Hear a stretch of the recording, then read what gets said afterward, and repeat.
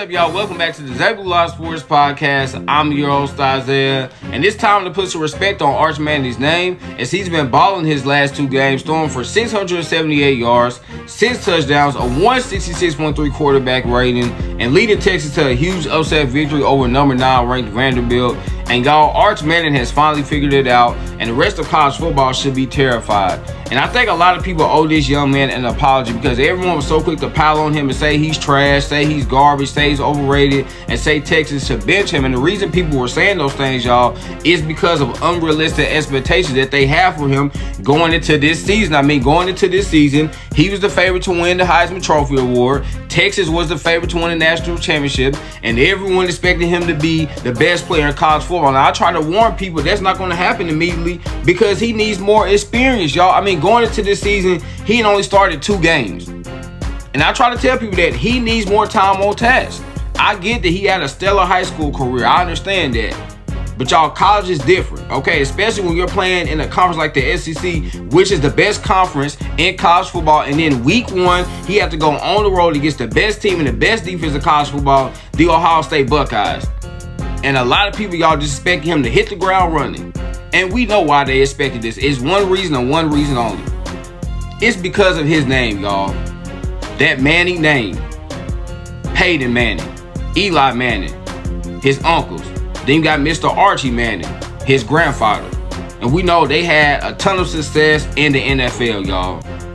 And because of that, because of his background, because of his family history, everyone just suspected that he would immediately be able to come in and be the next big superstar in college football.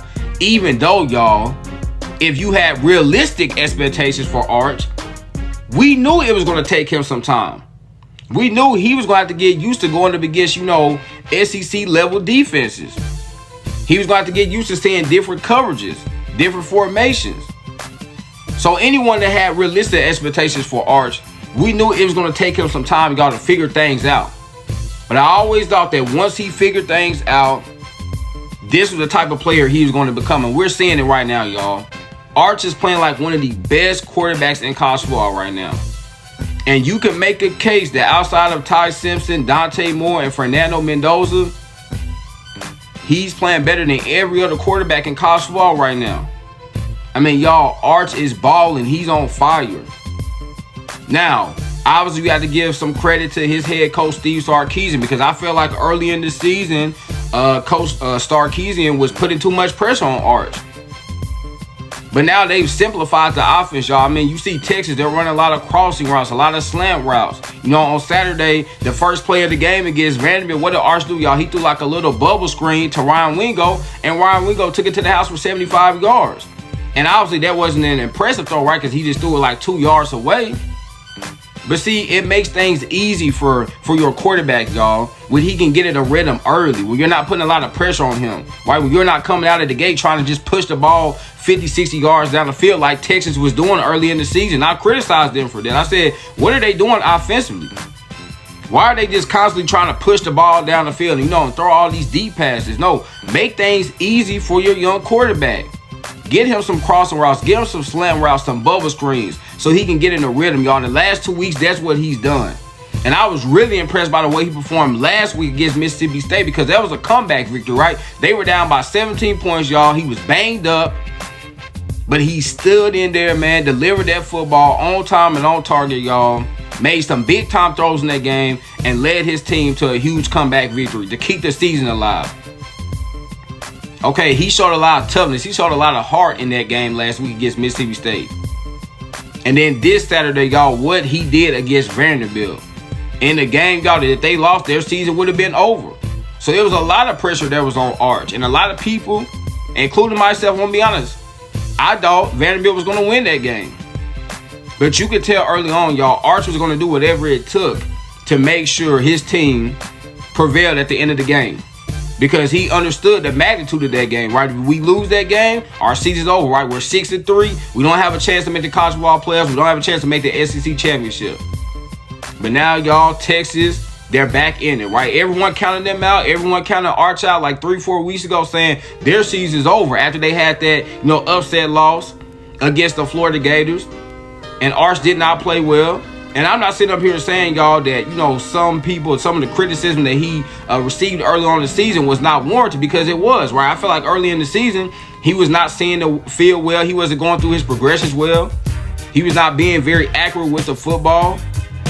But again, I also felt like Steve Sarkisian was not putting him, you know, in the best situation possible to be successful, because I thought their offense was just a little too much for him at that point. I thought it was too complex. But now, y'all, you can tell he has a full understanding of what is expected from him from his coaching staff. And he is going out there playing at a high level, executing the game plan, y'all. And because of that, man, Texas, they're in a great position. They're 7-2. They're 4-1 in the SEC play. And they have a great opportunity, y'all, in 2 weeks on the road against the Georgia Bulldogs in a game, y'all, that if they win, they will have a great chance to go to the SEC championship and go to the college football playoffs. Wow. Round of applause for Arch Manning. And obviously, it's not just him, y'all. But I've always said this. Quarterbacks, they receive the most criticism, but they also should receive the most praise, y'all. Especially when they're playing well. Especially when they've had to go through a lot. Especially when times have been tough for them, y'all. Because that's when you really can tell if a player is great or not. When things are going well, but when everyone is praising you, right, everyone's patting you on the back, oh, it's easy to play well. But what happens, y'all, when people are criticizing you, right? The media, they're writing articles about you saying you're a bust, saying you'll never be a good player. What are you going to do then? And Arch, y'all, to his credit, he blocked all that noise out. He kept his head down.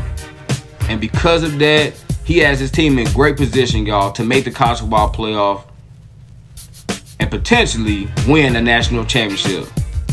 And that didn't look like a possibility a month ago. But Arch Manning, man, he stood in there, y'all. And I'm proud of him. I really am. And it's really tough, y'all, because if you have a certain last name, everyone expects you to be great immediately. Okay, they don't give you any grace. If you're a Manning, you're going to be great immediately. If you're a Sanders, you're going to be great immediately. If you're a James, you're going to be great immediately. And that's what everyone expects. But as long as you keep your head down, block out the noise, and don't worry about the haters, you're going to have a chance to do great things, y'all. And that's why you're seeing Arch Manning having the success he's having right now, because he's not worried about anything else except playing in between those white lines and playing at a high level every single week for his team to give them the best possible chance to win and compete a national championship. So there you have it, man. That was my thoughts on Texas Longhorns quarterback Arch Manning and his recent success, man. If you're a college football fan, please leave me your thoughts in the comment box below. Remember, y'all, laughs good message, so what? Make sure you get your daily dose. Y'all know I'm an enemy, and I love y'all, God bless. Peace. Hey.